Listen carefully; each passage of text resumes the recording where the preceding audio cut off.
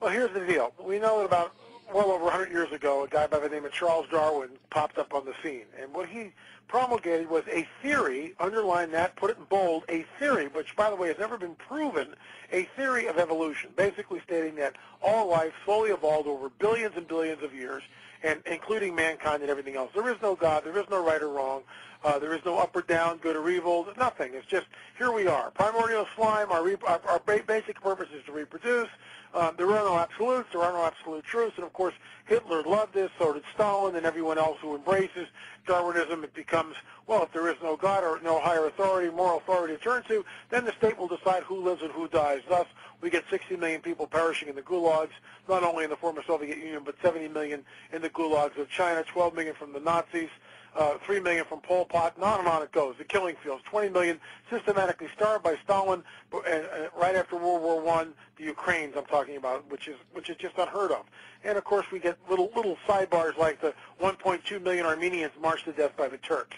Because if there is no God, if there's no good or evil, and Darwin is right, then who cares? What this has done, the real pernicious part of Darwin's theory, is that it's undermined Christianity. It's usurped the place of the God of the Bible in Western thought and created sort of a vacuum. Well, if there is no God, then where did life come from? And no one knows that. You see, so there's a vacuum, which is why in the Ben Stein's movie Expelled, when Stein sits down with Richard Dawkins, one of the world's greatest premier evolutionists on the planet, and just poses the simple question, okay, Dawkins, babe, where did the simple cell come from? Where did life originate? Dawkins has no answer. He has no answer. He says, well, maybe millions of years ago in another galaxy, a group of aliens formed. What?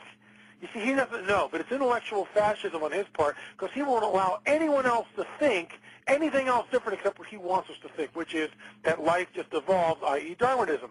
All that to say this, Darwinism has created an intellectual vacuum, not only intellectual, but a deep spiritual vacuum in many people who have embraced this bogus theory. And what's pernicious about it is it's a setup, in my opinion.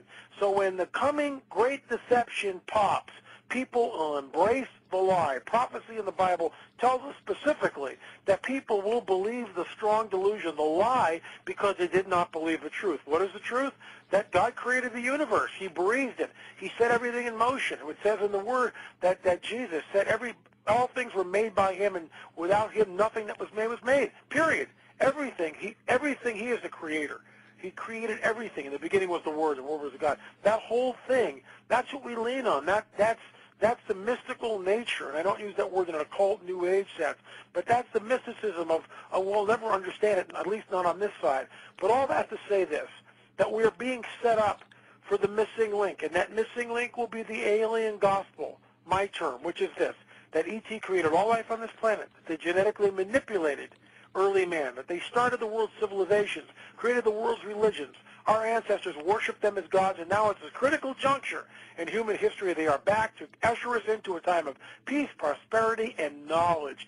Many people will fall from the lie. What does it say? Even the elect would be deceived if that were possible. Men fainting from fear from what is coming on the earth. Unless those days were shortened, no flesh would survive. Satan comes with all signs and lying wonders. Connect the dots. What event are we looking at? What event fulfills all that criteria?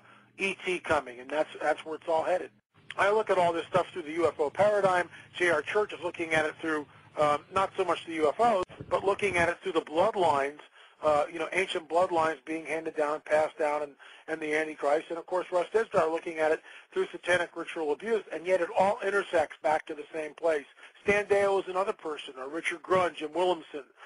There's just, probably about 20 to 30 people who have really plowed into this field. It all leads to the same aisle, where the Antichrist is parked, but it's coming. And many people, look, Tom Horn certainly believes in the transhumanism, the chimeras that are being created, where the Antichrist figure will boast some sort of a Nephilim, a so-called alien extraterrestrial connection. Chuck Missler believes that.